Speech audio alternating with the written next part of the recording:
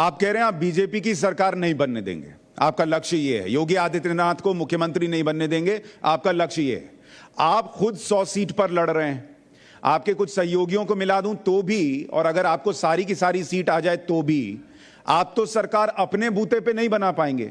तो किसी को तो सोचा होगा कि किसको सपोर्ट करेंगे, समाजवादी पार्टी को करेंगे, बीएसपी को करेंगे? देखिए, पहले शादी होना चाहिए ना। जब शादी होगी तो औलाद होगी, तो जब शादी होने के बाद औलाद होगी तो नाम तय करेंगे। अरे पर जब इतने कॉन्फिडेंट हैं, इतने कॉन्फिडेंट हैं कि एआईएमआईएम बढ़ रही है, तो सर शादी भी होगी, आप तो हनीमून प्लान कीजिए अब। सर देखिए, मैं आपको बता रहा हूं कि मैं ये हनीमून की बात आप लोग करते हैं, मुझे उससे कोई मतलब नहीं है। मगर मैं आपसे ये कह रहा हूं कि पॉलिटिकल एक स्ट्रेटजी के तहत हम लोग काम कर रहे हैं। और रहा सवाल कि कितने सीट, देखिए कर्नाटका में क्या हुआ, उत्तर प्रदेश में कई बार कोएलिशन सरकारें बनी।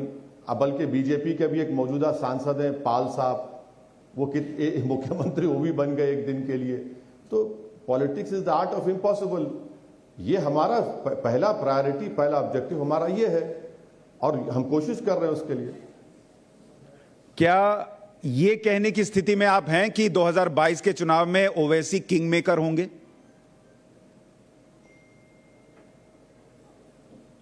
सर देखिए, ये सब बड़ी ये चीज़ों में दम नहीं है। King maker, queen maker, power broker. देखिए, हम अपनी पार्टी के कैंडिडेट्स को कामयाब करना, ये हमारा प्राइमरी ऑब्जेक्टिव और हमारा एम्बिशन और गोल है। ये हमारी, और साथ ही साथ बीजेपी को रोकना उत्तर प्रदेश में। अब ये सब बातें करके कोई दूसरा पॉलिटिशियन खुश हो जाएगा, आपके सामने बड़ा मुस्कुराएगा, मुझे मालूम मैं क्या कर रहा हूं। तो ये सब बातें किंग मेकर होंगे, ये कोई पॉलिटिक्स है, उसमें जब रिजल्ट आएगा जब सबको मालूम हो जाएगा क्या होगा क्या नहीं होगा। क्योंकि सर पब्लिक जानना चाहेगी ना। आप मंच से खड़े होकर कह रहे हैं कि समाजवादी पार्टी ने मुसलमानों के लिए कुछ नहीं किया। आप यहां इस कार्यक्रम में कह रहे हैं कि जो ब्राह्मण सम्मेलन कर रहे हैं उनका विरोध होना चाहिए। तो न सपा की तरफ दिखते न बसपा की तरफ दिखते, तो लोग सोचेंगे कि 100 सीट पर लड़ने वाले के लिए हम क्यों वोट करें, जब यही नहीं पता वो जाएगा किधर। नहीं, जो जनता तो इतने बार देख चुकी है ना इन लोगों को, जो ये सब तमाशे। मैं देखिए, ब्राह्मण सम्मेलन के मैं खिलाफ नहीं हूं। आपने सवाल किया मुसलमान की मैं बात करता हूं, तो मैंने आपसे कहा कि ब्राह्मण सम्मेलन भी हो रहा है, मैं किसी के खिलाफ नहीं हूं। अब जनता ये जानती है कि एमआईएम क्या करना चाहती है, एमआईएम क्या कोशिश कर रही है, उसके मुताबिक जनता हमारे काम को देखकर वोट देगी। अच्छा, पिछला बताइए, उससे मैं थोड़ा अनुमान लगाता हूं। योगी जी तो आपको नहीं पसंद है, अखिलेश यादव और मायावती में से बेहतर मुख्यमंत्री आपको कौन लगता है? लगता था, मतलब जब वो थे।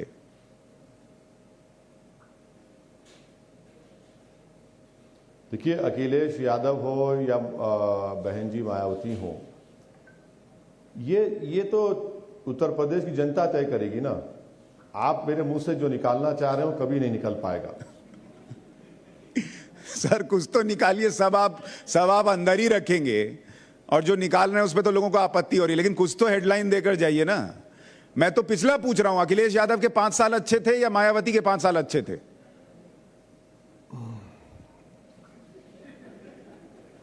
ऐसा है ना, जब उसका जवाब यह है कि दूध का जला हूं, छाछ को भी फूंक फूंक कर पीना पड़ता है मुझे। ओवैसी साहब, आप ऐसी छाछ फूंक रहे हैं, धुआं भी नहीं दिख रहा है।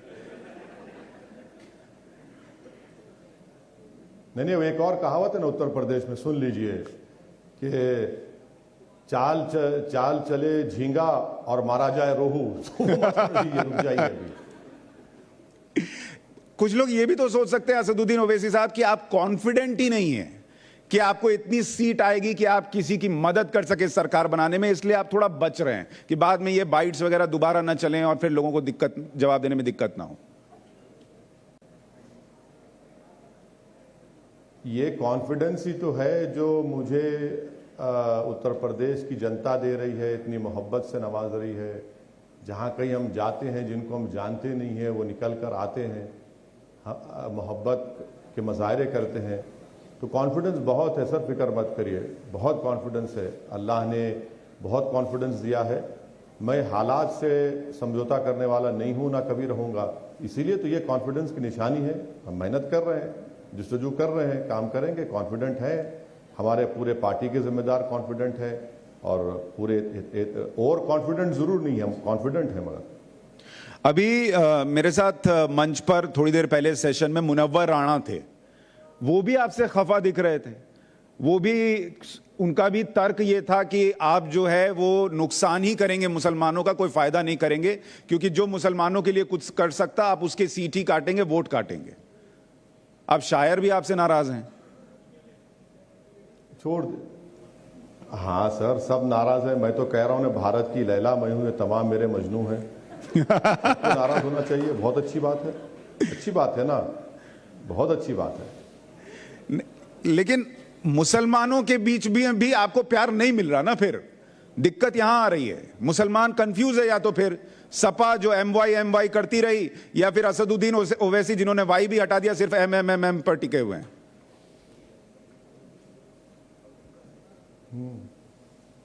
नहीं, बिल्कुल बिल्कुल, क्योंकि हम ये कह रहे हैं कि आप अखिलेश यादव के ताल्लुक से या एमवाई कॉम्बिनेशन की बात कर रहे हैं। देखिए, 21 जिलों में कितने अखिलेश ने मुसलमान को जेडपी चेयरमैन बनाया जिला परिषद का। इटावा में अब उनके कज़न ठहरते हैं, वो बीजेपी कैंडिडेट नहीं खड़ा करते उनके खिलाफ।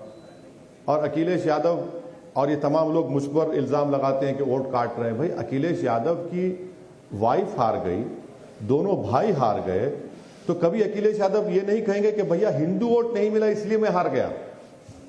अब हम चुनाव लड़े तो अखिलेश यादव हो या बीएसपी हो या दूसरे लोग, अरे मुस्लिम वोट काट रहा है। अगर कोई 90% जाट 2019 में बीजेपी को वोट दिया, कोई ये नहीं कहा कि समाजवादी ने नहीं कहा कि हिंदू वोट हमको नहीं मिला।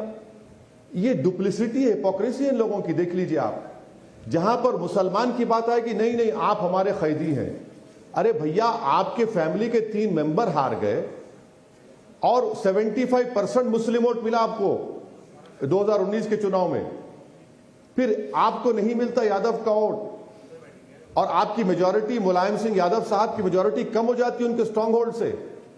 को कभी ये नहीं कहेंगे हिंदू वोट हमको नहीं मिला, बात करेंगे मुस्लिम वोट क्यों नहीं मिला। अरे भाई, क्या मुसलमान क्या आपका कैदी है? क्या आपने उसको एक हॉस्टेज बनाकर रख लिया है? और जबान से निकलता भी नहीं है बात ये। मगर मुस्लिम वोट आएगा तो सब बोलेंगे ओवैसी आ रहा है, एमआईएम आ रही है।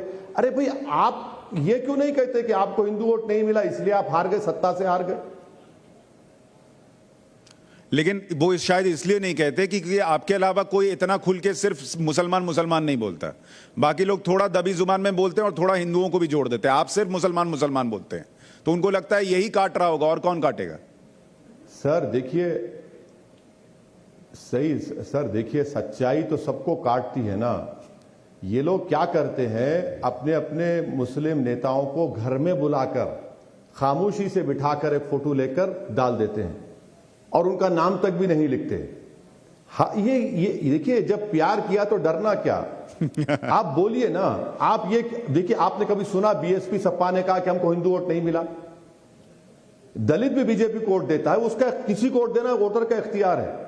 मगर कभी ये लोग वो क्यों नहीं कहते कि भाई हमको दलित वोट नहीं मिला इसलिए बीजेपी जीत गई, यादव बीजेपी को वोट दे दिया। वो नहीं कहते कि भाई आप मुस्लिम मुसलमान, मुस्लिम ये लोग कहते हैं वोट डिवाइड होगा, वोट कटेगा।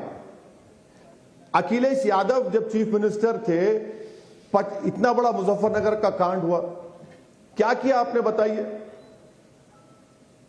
आज अगर वो ट्रायल चला देते तो कुछ हो जाता। आज योगी आदित्यनाथ ने 77 केसेस वापस ले लिए पूरे। तो हमारा तो हाल ऐसा हो गया ना कि फंस गई रजिया गुंडों में। ओवैसी साहब, लेकिन मुझे ये बताइए कि जब 100 सीट पे लड़ेंगे तो बाद में इस रजिया को इन्हीं गुंडों में से किसी के साथ शादी करनी पड़ेगी। लेकिन आप बता नहीं रहे कि वो गुंडा कौन होगा। तो रजिया बोले तो नहीं, रजिया सुनिए, रजिया सुल्तान बनेगी इंशाल्लाह ताला, फिक्र मत करिए आप। अरे पर 100 सीट पे कैसे बनेगी सर? फिर 403 पे लड़िए। सर देखिए, हम भागीदारी संकल्प मोर्चा के साथ हैं अभी, तो हम 100 सीट पर तैयारी कर रहे हैं। हो सकता है कि 100 से ज्यादा भी लड़े। हमारी ओम प्रकाश राजभर साहब से मुलाकात होगी, बात होगी, उसमें कई और पार्टीज हैं, दूसरे लोगों से भी हमारी बात हो रही है। हमारे पार्टी के लोग चंद्रशेखर रावण से भी बात कर रहे हैं। अभी देखिए आगे आगे बहुत सी तब्दीलियां होंगी। सर, आप जिन ओम प्रकाश राजभर का नाम ले रहे हैं, टाइम्स नाउ नवभारत के स्टिंग ऑपरेशन में वो ओम प्रकाश राजभर ये कहते पकड़े गए कि वो अपने जिनसे अलायंस करेंगे उनसे पैसे लेंगे और फिर उस पे चुनाव लड़ेंगे, टिकट देंगे। ऐसे आदमी के साथ आप कह रहे हैं आप अलायंस करेंगे? नहीं, वो स्टिंग ऑपरेशन आपने किया और उसका कई क्या रूल्स है, रेगुलेशन है, आप भी जानते हैं, मैं भी जानता हूं। अब हम, जहां तक हमारी बात है, हम राजभर साहब के साथ हैं। अब ये बात होगी तो आप उनसे पूछ लीजिए। हमसे तो उन्होंने नहीं कहा, ये बात कभी नहीं कही, कभी नहीं कहा। हम आपसे कह रहे हैं कि हमसे कभी इस तरह की बात राजभर साहब ने नहीं की। तो वो आप कैमरे पे थोड़ी बताएंगे कही होगी, तो आप कभी स्टिंग करेंगे तो पता चलेगा। कर दीजिए ना सर, कौन रोक रहा है आपको? सुमित को बोलूं मैं, अपने साथ रख लूं सुमित को, आपके रिपोर्टर को दे दीजिए कुछ स्टिंग कर दीजिए सर। क्या छुपा है? कुछ है ही नहीं सर, जो सामने है, जो दिखता है वही है और कुछ नहीं है। क्या स्टिंग करें? करिए सर। हम आपको मुझे जानता हूं कि बहुत से लोग करना चाह रहे हैं। मुझे पहले ही पता चल गया था, 1 महीना पहले ही कुछ ऐसा मामला चल रहा है, गड़बड़ मामला है। तो ठीक है, अब आपका इख्तियार है।